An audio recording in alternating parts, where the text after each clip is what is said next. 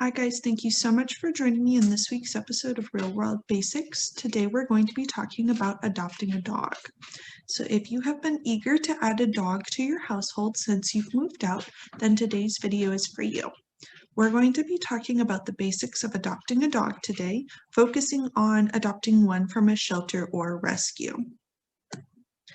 The first thing you need to do is think about what you should know before you adopt a dog.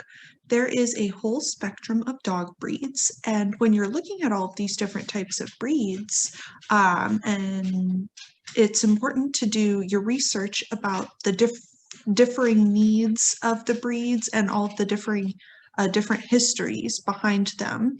And this is all to ensure that you and your new buddy are a good fit. I've included a link to the American Kennel Club database of dog breeds if you want to explore the different breeds and their characteristics. Now, you have your purebred dogs, and then you also have mixed breeds. Mixed breeds are awesome. They are dogs with all sorts of different purebred genetics contributing to them, and you get a little bit of everything, and they're generally healthier than purebreds because of the widened gene pool. Mixed breed dogs also make up the majority of dogs in shelters, but there are always dogs with unique characteristics that make them a perfect fit for you. Now, I do want to make a note. There are some dog breeds and their mixes that face breed-specific legislation, also known as BSL. These dogs and their mixes are banned in certain cities and countries. BSL imposes restrictions and sometimes deadly consequences for dogs and their owners if they are broken. So sometimes housing properties will also restrict breeds of dogs or dogs of certain sizes.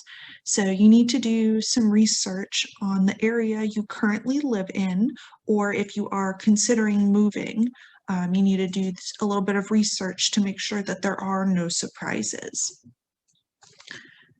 So you also need to take a look at behavior and temperament. So an animal's temperament and behavior is shaped by both their genetics, so different types of breeds are going to be a little bit more likely to have certain characteristics, be it instincts, energy levels, good with people, good with other animals. It just varies across the breeds. And some breeds of dogs are also bred for certain duties like herding or hunting, and they'll need an outlet for that natural instinct if you aren't going to actively have them herding or hunting. And you also need to take a look at your lifestyle before you adopt a dog.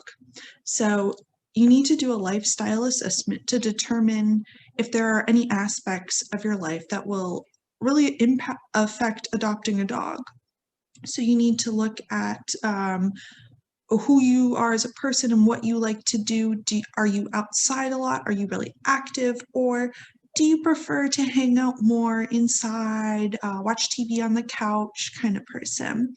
And you also want to think about what size dog are you physically able to restrain, because you may need to pull your dog, you might need to pick your dog up. Are you able to lift a big dog, or are you better able to lift a smaller dog? You also need to look at how much time you have to devote to the care and exercise of a dog, because some dogs need a lot more exercise than others. How much space do you have? Do you live in an apartment? Do you live in a house? Do you have a yard or not? All important things to consider. And the costs generally increase with bigger dogs, like they eat more food. So are you able to afford a larger dog, or would a smaller dog be a better option for you? And you need to be honest with yourself, because, if you have your heart set on a breed of dog that you're just not compatible with, then you guys are both in for a bad time. I have included a checklist of questions to go through in the description box below. When you're getting ready to adopt a dog, they have a lot of great ones regarding your lifestyle and special considerations to make. So, a good example of a not very compatible match would be a husky. Our beautiful husky pictured here. The husky breed is a very high activity dog. They need to run for like hours. Like I said, incredibly high energy dog. And it really wouldn't make sense to adopt this dog if you live in a small area, like an apartment, you don't have a yard, maybe you live somewhere super hot, like in Florida, and you maybe only have 30 minutes a day to devote to walking your dog. So all of this would be totally fine for like a smaller, lower energy dog, but a husky would be miserable. And they would probably do something destructive like eat your couch to release all of this pent up energy it has. And then you're going to be stressed out and unhappy, and it's just not a good time. So that's why it's important to get a dog that matches your lifestyle. So now that you've looked at your lifestyle factors and you're ready to adopt a dog, the first thing you want to know is, where can I adopt a dog from? Your local animal shelters. There are some that are operated by whatever city or county you live in. These are going to be associated with animal control. That's where like stray animals get picked up. There are also organizations like the SPCA or the Humane Society that have animals available for adoption and there are also local rescues. If you've ever gone to Petco or PetSmart on the weekends, they're usually having adoption fairs. There are also smaller 501c3 rescues that rely on a network of foster families. So there wouldn't be like a physical shelter to go to. The pets would be living with foster families. And they would come together for like adoption events. There is also an online pet community. Petfinder.com is a good online resources that show animals available for adoption. It's able to set different filters if you're looking for like a specific breed or size of dog.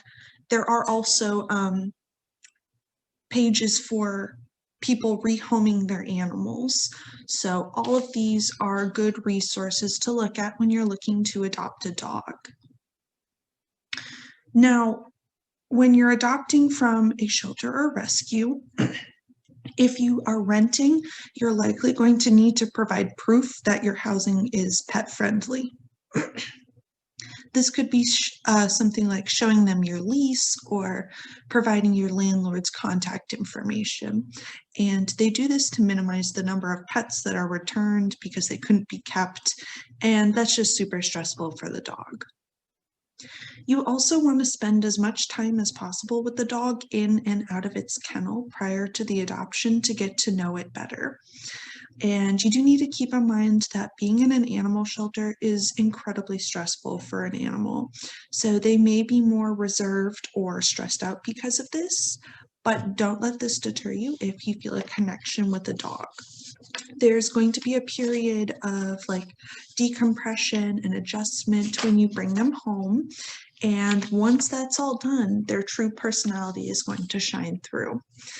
So this decompression period can take anywhere from like weeks to months to years. And it really all depends on your pet, how resilient they are, and what they experienced prior to their adoption. So you just want to be patient with them and try to accommodate them the best that you can. Now, when you adopt from an animal shelter or from a rescue, there are usually a lot of veterinary perks included with the adoption fee that you pay. This likely includes their initial set of vaccinations, so your rabies, distemper, and bordetella. They likely also do a blood test, the heartworm test for heartworms. There's also usually deworming and topical flea prevention. That's a standard part of animal intake at shelters. They will also microchip your pet. That's a tiny little microchip with a number on it that is registered to you. So in the event that your pet ever gets lost and if it loses its collar, the microchip will help your pet find its way back to you. The spay or neuter of the dog. And sometimes they'll include like a little starter kit, like they'll give you some of the food they were already eating, or coupons to local veterinary or grooming services. And when you consider the costs of how much each of these individual items costs, you can see that the adoption fee you pay is really small compared to what you get. So a really great example of this is a personal one. So many animal shelters offer promotions at certain times of the year in an attempt to like clear out the shelter. And the animal shelter I adopted my cat from at Christmas time had a Home for the Holidays event, and my cat's adoption fee was $10. $10. And this was in an area where a rabies vaccine alone cost $25. So I got vaccines, a spay and neuter, a microchip, all of that for $10, which is fantastic. So once you've adopted your dog and you're getting ready to bring them home, you have to introduce them to the new environment. So to expand a little further on the decompression and adjustment period I mentioned earlier, you need to go really slowly when you bring them into a new environment. This is especially important if you have a lot of family members in the home, or you have other pets. So everyone is going to be really excited and curious to meet the new dog, but the dog would basically be mobbed. That's how it looks to them, and that can really freak them out. So you want to take it slow when doing introductions. So if you have other animals in the house, you want to proceed with caution. It's a very delicate process. And hopefully you found a dog that has a complementary personality to any existing pets in the household. And hopefully you were able to do a meet and greet prior to bringing the pet home. You can use food as a positive reinforcement when interacting with other animals in the house, if there's no like food guarding or anything like that. And when in doubt, you always want to supervise interactions between the new dog and everyone else in the household, and to keep them separate while you're away for everybody's safety. And I've included some resources in the description box to accompany today's video about introducing your dog to the home and how to introduce it to other dogs. But I would definitely recommend talking to a veterinarian or a dog trainer if you're having difficulties introducing two animals together, or your new dog is having a really hard time acclimating to the new house. So what are the basic supplies you need for a dog? The first is food, dry or wet food. There are so many options for dog food out there. You want to look for something that has good ingredients and is appropriate for your dog, depending on their size, their age, any medical conditions. I've included a link to dogfoodadvisor.com. They do a really good job of explaining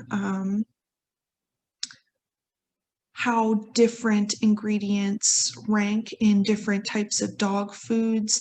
And they also have a really great dog food calculator for you to figure out how much you actually need to feed your dog. You're also going to need some food and water bowls. They need to be kept clean.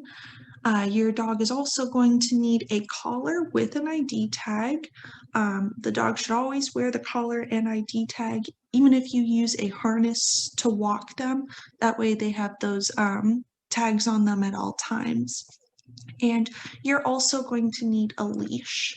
I strongly recommend not using one of those extendable flexi leads.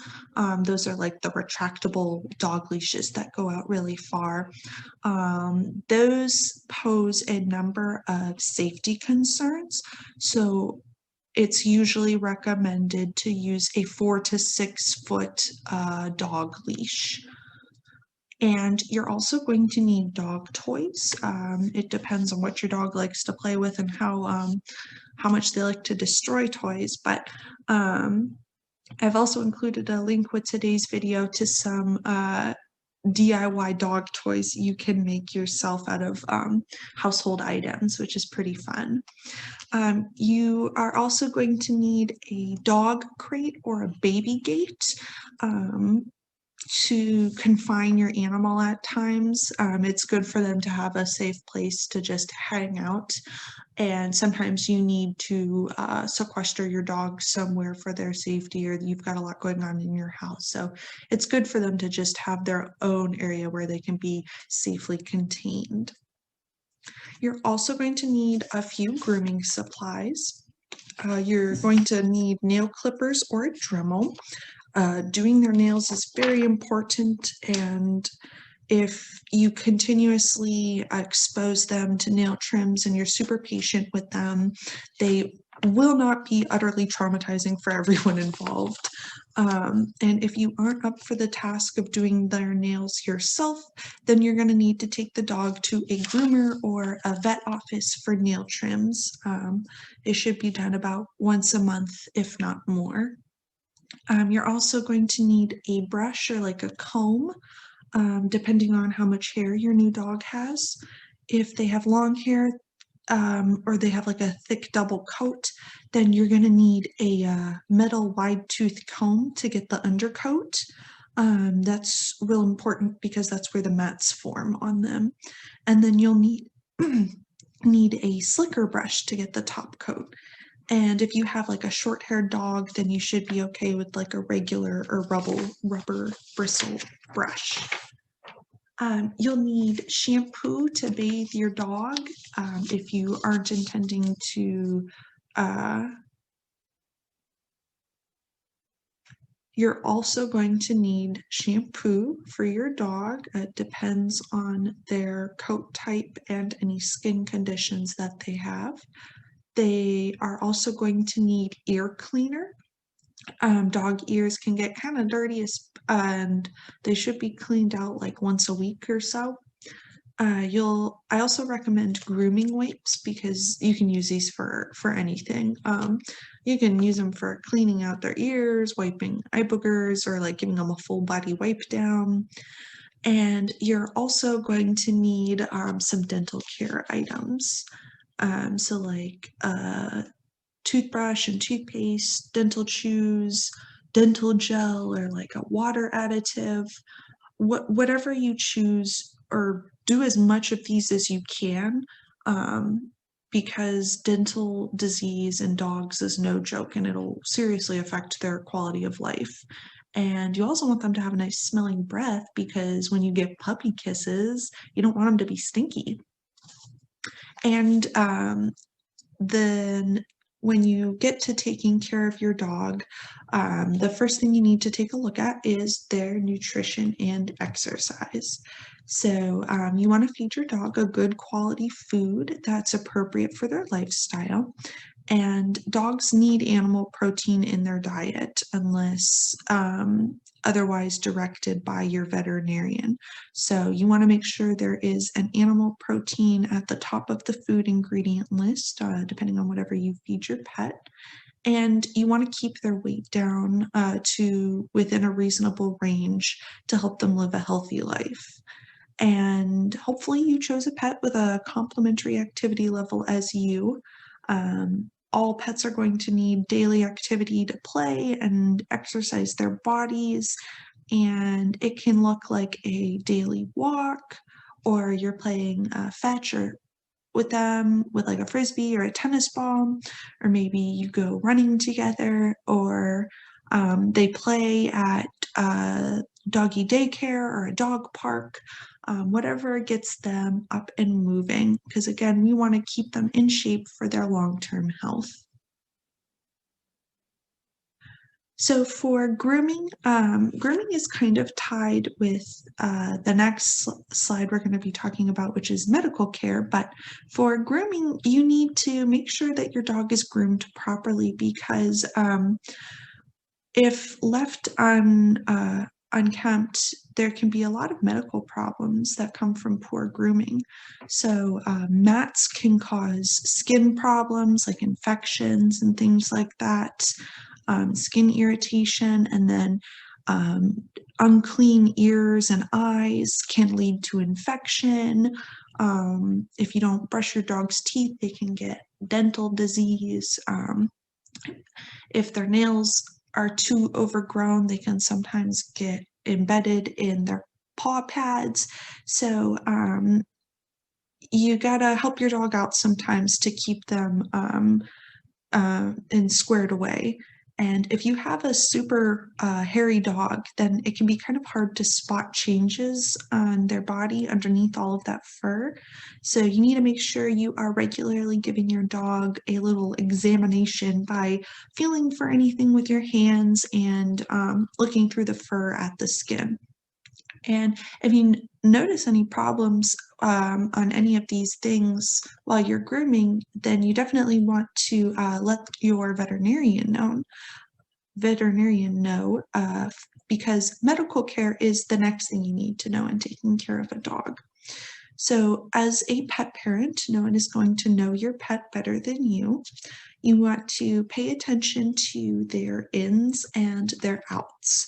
So how much and what they are eating and drinking, and when they urinate and defecate, and if there are any abnormalities in it. These all will provide clues into their health. Behavioral changes are also something to look for. So if something seems off, it could very well be like if your normally super active dog doesn't want to go for a walk, or if they're hiding all the time, or they're refusing food. Those things should all be monitored, because a dog can't tell you when something is wrong, and they're very good at hiding things when they don't feel well. So sometimes you have to look for subtle little clues. And this is all just because their health depends on you. So you need to pay attention. And if something seems weird, just call your vet.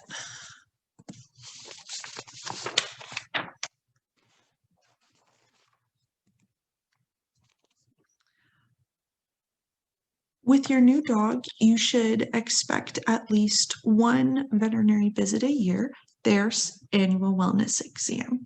So at an annual wellness exam, they're going to check the eyes, ears, teeth. They're going to listen to the body and palpitate it to look for any abnormalities. They might get vaccines. So the rabies vaccines are legally required and are good for 1 to 3 years, depending on if you have proof of a previous vaccination. This can vary throughout states in America, so just ask your vet for any specific rabies vaccine policies. There is also the canine distemper. This one isn't legally required, but is recommended and is required with most grooming and boarding facilities. This one will require a booster if it is the dog's first time getting it. Bordetella is another vaccine. This one is also known as the kennel cough vaccine. Again, not legally required, but it is recommended for dogs that are around other dogs and is required by most grooming and boarding facilities. There's also a fecal test. This is a stool sample to test for any intestinal parasites, and a heartworm test, which is an annual blood test that tests your dog for heartworms. There are also heartworm tests that are used that also test for like tick-borne diseases. And heartworm treatment is very hard on a dog and can be prevented with regular heartworm prevention, which is another thing you should expect at an annual wellness exam, is to pick up flea and heartworm prevention for the year. Your pet should be on both year-round because bugs can find their way into your home even if against your best efforts. So you need to use flea and heartworm prevention year-round, even in the winter. And finally, in caring for your dog, you need to give them affection. So again, hopefully you've adopted a dog that matches your lifestyle. Did you get a more sleepy and cuddly dog versus a dog that has a lot of chaotic shenanigans? Regardless, pay attention to them in the ways that make them the most comfortable. Because like people, dogs have different personalities and different boundaries, and you can learn them by paying attention to your dog's behavior. I've included a few other resources for understanding dog behavior, but if you have any serious or specific questions, I would always recommend asking your veterinarian or a dog trainer. So you have family and friends and a whole world to explore, but your pet only has you and the things that you give them. I do not say this to make anybody feel guilty, but to try to get you to see things from your dog's perspective. Dogs are an animal whose evolution and development is intricately interwoven with ours, so they truly are man's best friend. I want to thank you guys so much for joining me for this week's episode of Real World Basics.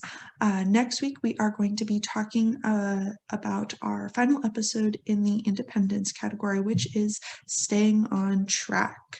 Now that you are out and about and on your own, keeping yourself focused and on schedule is really important. So, as always, please don't hesitate to reach out to us at the Manassas Park City Library if you have any questions about today's video, or if you have any suggestions for topics you'd like to see covered in upcoming real-world basic videos. I've included our contact information in the description box below, and I will see you guys next week. Bye!